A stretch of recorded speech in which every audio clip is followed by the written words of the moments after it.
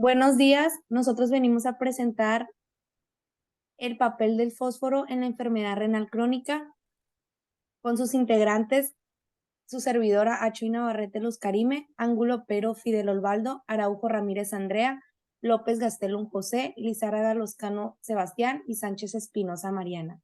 En farmacología general, con el docente Guadrón Llanos Alma Marlén del grupo 512. Resumen. Objetivos. Comprender impacto de la biodisponibilidad del fósforo en diferentes grupos de alimentos que conlleva a una enfermedad renal crónica. Esta se asocia a una elevada morbimortalidad, principalmente de origen cardiovascular.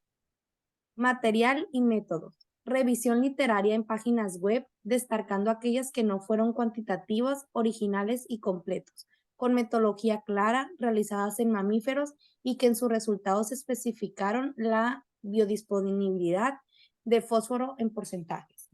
Resultados. Los determinantes de los niveles de fósforo sérico, como es el sexo, el sodio sérico y la albúmina, nos indicaron los de origen animal un 40 a 80% y los de origen vegetal un 30%. En conclusión, los valores absolutos de excreción urinaria del fósforo no se asociaron con el deterioro de la función renal, aunque si lo hizo la excreción urinaria del fósforo ponderaria a la tasa de filtración glomerular, convirtiéndose. Las palabras claves serían enfermedad renal crónica, factor de crecimiento fibroblástico 23, fósforo orgánico e inorgánico. Introducción.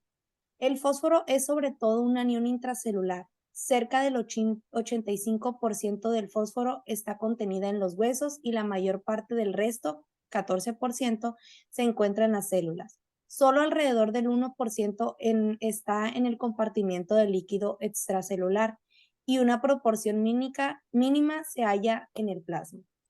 La hiperfosfatemia se ha relacionado con la velocidad de progresión de la enfermedad renal crónica. Los riñones no eliminan suficiente fosfato, presentándose un aumento en las concentraciones del fósforo. La evidencia indica un incremento de calcificación cardiovascular y la mortalidad en las personas con enfermedad renal crónica y concentraciones elevadas de fósforo.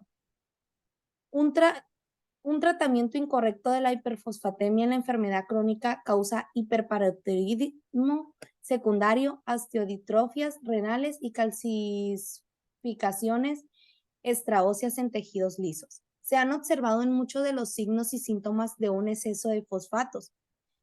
Están relacionadas con una deficiencia de calcio.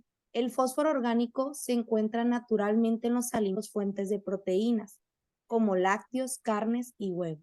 El fósforo orgánico es hidrolizado en el tracto intestinal, absorbiéndose como fosfato entre un 40 y 60%. Su absorción depende de la digestibilidad y la biodisponibilidad del fosfato dietético. La digestibilidad del fosfato de los alimentos de origen animal es mayor que la de los alimentos de origen vegetal. Bueno, muy buenos días. Mi nombre es Sebastián Lizárraga. Yo les voy a hablar sobre la metodología y los resultados del papel del fósforo en la enfermedad renal crónica.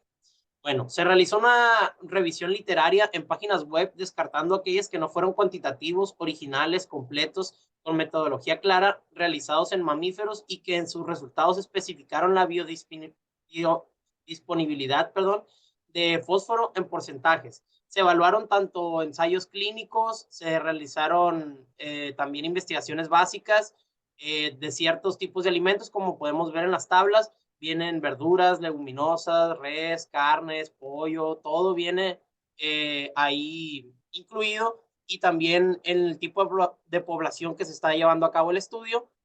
También se observan pacientes con enfermedad renal crónica en adultez, tanto como niños, y los porcentajes de estos también se plasman aquí. Los resultados en adición, se ha visto que los quelantes de fosfato ingeridos vía oral y el uso de vitaminas como la nicotinamida afectan la biodisponibilidad de fósforo. Por tal motivo, podrían analizarse el punto con más detenimiento.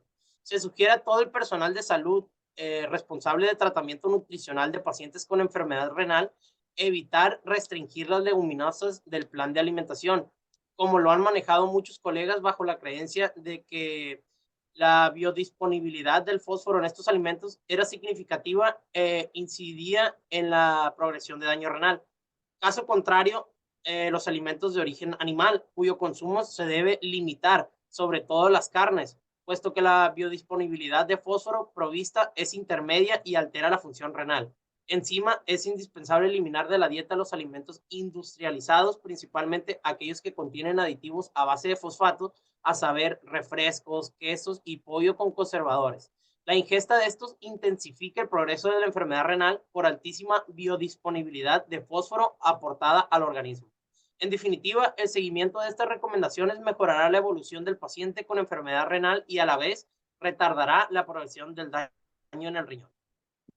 En conclusión, se verificó que el aporte de leguminosas no influye en la progresión renal.